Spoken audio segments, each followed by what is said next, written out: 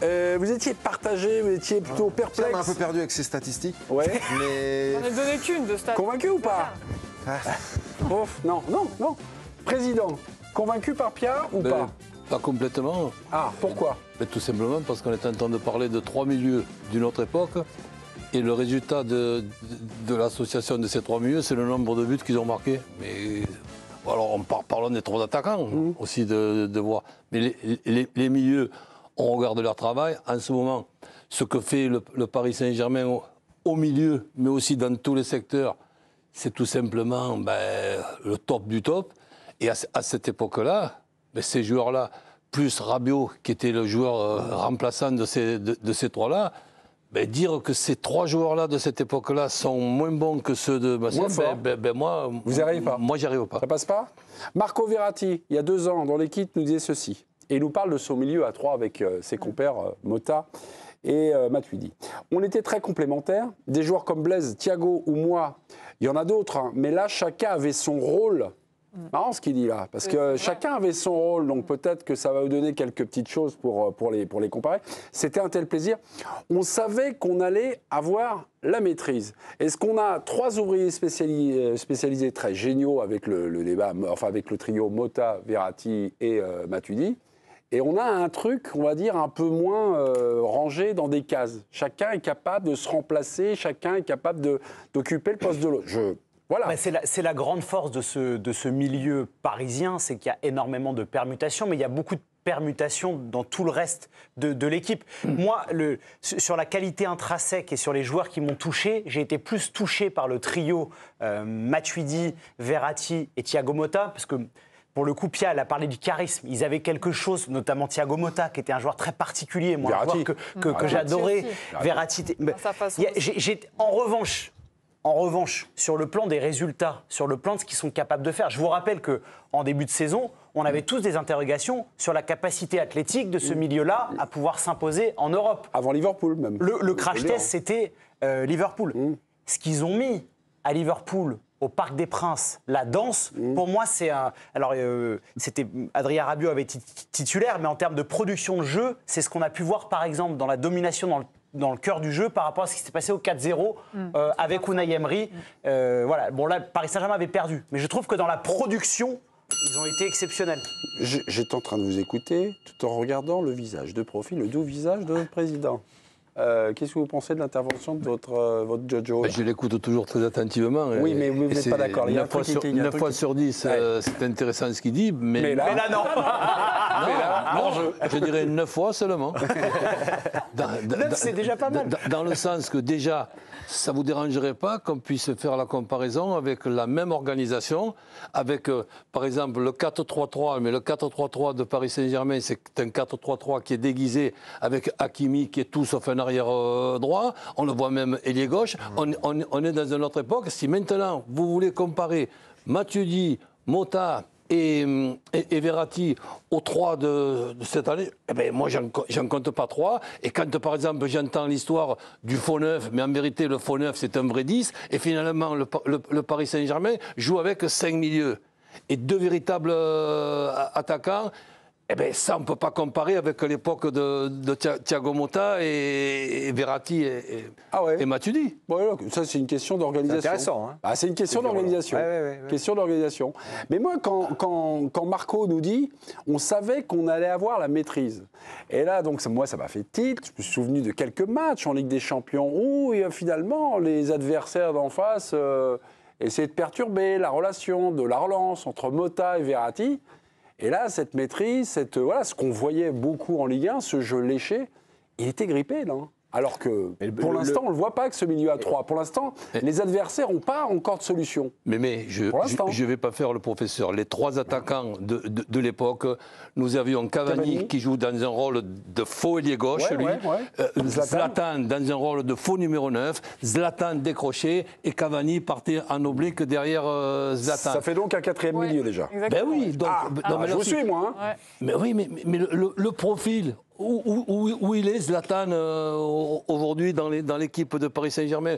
Un garçon comme Zlatan, on ne le rajoute pas dans la comparaison d'aujourd'hui. Moi, je le rajoute, mais rajouter un Zlatan, excusez-moi, c'est quand même énorme, Zlatan. Mais comment vous expliquez donc que ce milieu qui performait en Ligue 1 n'a pas pu, on va dire, imposer, on va dire, sa patte? Il pressait beaucoup moins déjà, mais voilà. Je sais pas. Je sais pas si vous vous rappelez quand même, à cette époque-là, on reprochait au PSG 2 choses. Ne pas avoir un bon gardien et ne pas avoir un avant-centre qui marquait dans les matchs importants en Ligue des Champions. Et des latéraux aussi. Mais souvent, on tombait sur Zlatan. On reprochait ces 2 points-là. Ouais, aujourd'hui, il ne faut pas oublier que le PSG a un grand gardien. Ouais. Voilà. Et il a des attaquants il a 3 attaquants qui marquent beaucoup de buts. Et juste pour finir, parce que moi je rejoins tout à fait l'analyse de Roland, c'est-à-dire que c'est compliqué en fait d'isoler 3 mecs quand ces 3 joueurs s'imbriquent dans un système particulier. Quand vous voyez comment Hakimi, je suis désolé, mais vous regardez le positionnement moyen d'Hakimi aujourd'hui, on ne doit pas être loin du positionnement moyen de Zlatan à l'époque, quoi. Pardon, mais... Un tout petit peu plus bas que Zlatan et un peu plus à droite, mais quand même. Mais pardon, mais là, vous jouez les contremaître, vous êtes Non, au je joue centimètre pas les près. contre-mètres. Non, mais pour moi, le milieu de Laurent Blanc et tout ça, son milieu à 3, ça donnait le style, ça donnait, on va dire, comme la définition de la haute couture de l'équipe de Laurent Blanc. C'était défini par son milieu à 3 et il n'y avait pas que 3 joueurs dans son équipe. Aujourd'hui, le milieu de terrain de Luis Enrique incarne, on va dire, ce design, cette signature. Non mais je peux poser une question qui est je dirais, une traditionnelle question. Surtout si vous avez la réponse à votre question. Non, mais souvent, quand on regarde une équipe et qu'on veut faire la comparaison avec l'autre, on fait, en s'amusant avant le match, mais qui dans cette équipe-là serait titulaire dans l'autre équipe-là Eh bien, est-ce que Matuidi, Mota et Verratti ne seraient pas titulaires dans l'équipe du Paris Saint-Germain de cette année? Ouais, mais est-ce que Vitinha Je ne suis pas sûr non plus, mais je ne suis pas sûr. Vitinha-Verratti, pour moi, il y a gros débat aujourd'hui. Est-ce que Vitinha serait pas titulaire dans l'équipe de Laurent Blanc? Pour moi, Vitinha, c'est typiquement le joueur. Il y a des joueurs qui sont marketés dans le monde. Je suis d'accord avec ce que il est sous-marketé. Je suis d'accord avec ce que tu dis. Je demande qu'on puisse me dire... Qui on échange, quoi. Des 5 milieux, moi, on parle des 3 milieux contre les 3 milieux. Moi, il y en a un que je prends tout de suite par rapport à cette époque-là, c'est Hakimi. Donc, Hakimi, dans cette équipe-là, il n'y était pas du tout. Et Dieu sait que quand on parle justement de saison réussie, pour le Ballon d'Or, Vitinha, Hakimi...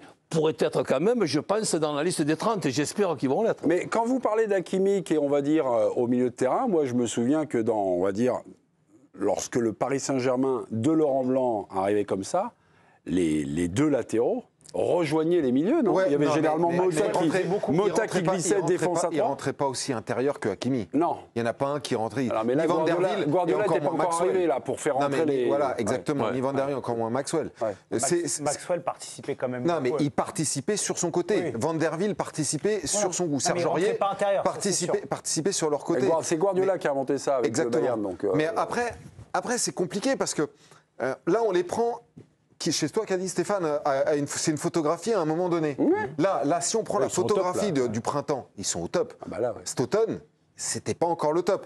Et je me souviens, quand j'ai vu le débat, il y a eu un match Anderlecht-PSG en Ligue des Champions. Où Paris gagne 4 ou 5-0, je ne sais plus, avec Zlatan qui marque des buts de folie. Ah, le but Zlatan, l'espèce de patate. Et le surlendemain, j'étais à cette émission où c'était est-ce que le PSG a le meilleur milieu de terrain d'Europe?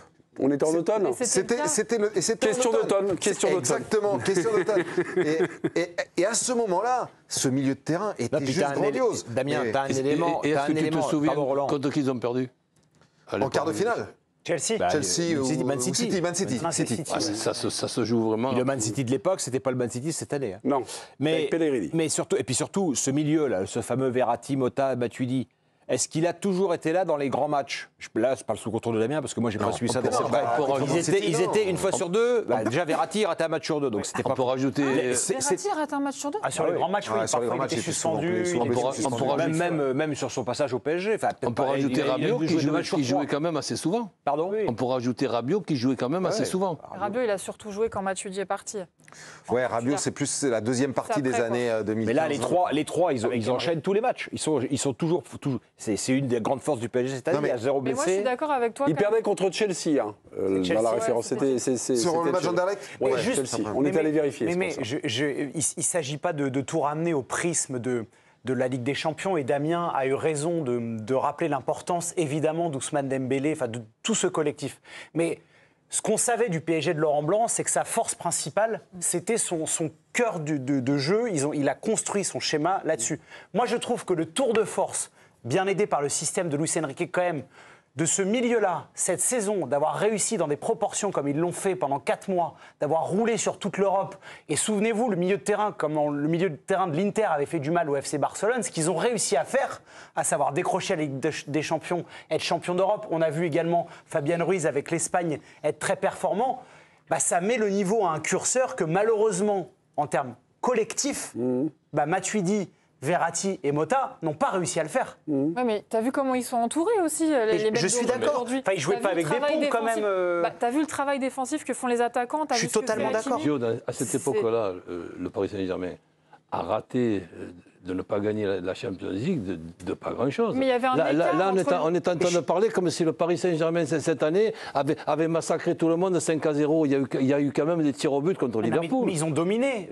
Roland, je ne vais pas refaire tous les débats de la saison, mais on mais nous a d'accord. expliqué pendant 4 mois que ce milieu de terrain allait se faire rouler, qu'il n'y avait pas assez d'intensité physique, que jamais on pouvait dominer à ce niveau-là. On nous a expliqué, on sentait ça. On l'a mal senti, on Non, avait mais les c'est pas bouchées, grave. mais Mais moi, il y a des mais trucs. tout le monde a douté, mais c'est normal. Mais il y avait c'est pas- beaucoup c'est plus. pas très vrai, en plus. Non, mais Les débats, Moi, j'ai pas douté du qu'on tout. avait, c'était. Enfin, moi, je sais pas. Moi, j'ai participé pratiquement à tous les débats PSG, Ligue des Champions. Ouais. C'était moins sur la capacité au milieu, parce que même les matchs que le PSG a perdus, il les a dominés. Par contre, il en a perdu Sur les beaucoup quand attaquants. même. Je pense qu'il n'y a pas un champion d'Europe qui a perdu autant de matchs. En Dans même une temps, la saison. compétition était plus courte. Donc fatalement, il y a plus de matchs cette oui, saison. il y a 2 matchs de plus. Oui. Oui, Par contre, Mais, non, mais je veux dire, le débat, il était plus sur l'efficacité longtemps des attaquants et du gardien Non, que sur la qualité du milieu de terrain du Paris Stéphane, il y avait Saint-Germain. une vraie interrogation sur Il y leur avait, ouais. capacité Un peu physique à pouvoir dominer, à pouvoir. On disait que le jeu de possession de ce PSG-là, avec ce milieu-là, était trop stérile et que ça manquait d'impact. Mais il a mis du temps. Il a mis aussi du temps. Je vais dire Guardiola. Enrique a trouvé ces 3. On a eu du Kang In-lee, on a eu du Zahir Emery, on a eu Parce du. que Fabien Ruiz était pas. Il y a eu, oui, bah, il y a eu pas mal de. À un moment, avant qu'ils se stabilisent Il y a et eu qu'ils des deviennent. essais. Coach Courbis, moi j'avais une question. En général, les coachs, ils sont souvent obsédés lorsqu'on les entend dans les interviews, les associations par pair. Vous savez, un tel peut jouer avec un tel, machin et tout ça. Là, Luis Enrique, sur la constitution de son milieu, là, c'est une triplette, là. Chacun est interchangeable. C'est pas facile, ça, à régler, ça, d'avoir 3 joueurs qui peuvent tourner, qui peuvent. Ce qu'on voit, là, qui peuvent compenser. D'accord, qui mais peuvent... si on parle de triplette, on peut rajouter quand même Hakimi, je ne veux pas insister là-dessus, mais c'est quand même un gars qu'on est obligé de rajouter à ces trois joueurs qui sont tout simplement Ben ça, complémentaires. Et déroutants, et quand je les vois courir, ils me fatiguent rien que de les voir courir. Tu peux me rajouter Ousmane Dembélé, hein, qui En plus. est presque le 5e En plus. larron. Donc, mais comment on arrive à les faire comme ça comment on arrive à organiser ce mouvement, que chacun trouve sa place dans les compensations, que chacun Tu ne puisse... peux le faire déjà qu'avec des joueurs intelligents. En plus de l'intelligence et de la complémentarité de ces joueurs, je vois des choses qui me font énormément plaisir et qu'il peut y avoir dans un vestiaire, c'est une certaine solidarité, une certaine amitié. Ce sont des petits détails, mais, Comment vous avez vu ça, là souvent, Pourquoi vous avez vu ça souvent les petits détails, je me suis aperçu pendant de longues années que ça faisait de grosses différences. Et quand je vois Vitinha, qui pourrait être dans les 30, et j'espère qu'il va l'être, même s'il ne sera pas Ballon d'Or, qui puisse, même si c'était 3-0, donner le ballon à Kangin-Lee, pour qu'il puisse tirer le penalty. Eh ben, ce sont des petits. Ça, c'est rare, ça. Ce sont des petites. Normalement, on se dispute pour tirer un penalty. Et là, à l'intérieur de ce vestiaire, il y a aussi une ambiance qui est importante pour justement arriver à se faufiler, arriver à permuter, arriver à faire les efforts. Il y a quand même, je pense quand même, alors je suis d'accord avec toi sur ce que tu dis, sur l'espèce de synergie, de symbiose qu'il y a dans ce groupe, mais il doit y avoir, et moi j'aurais adoré suivre des entraînements de Luis Enrique, parce qu'il doit y avoir des exercices de répétition de course, parce que ce milieu de terrain, en tout cas ces 3 du milieu de terrain, Les trois. en dépit des courses de... Non mais on peut penser que Hakimi, ses déplacements peuvent déséquilibrer, mais jamais le milieu parisien n'est déséquilibré. Il n'y a jamais un espace qui est laissé à la disposition de l'adversaire pour un contre. Là, tu le vois. Damien, Il y a évidemment excuse-moi.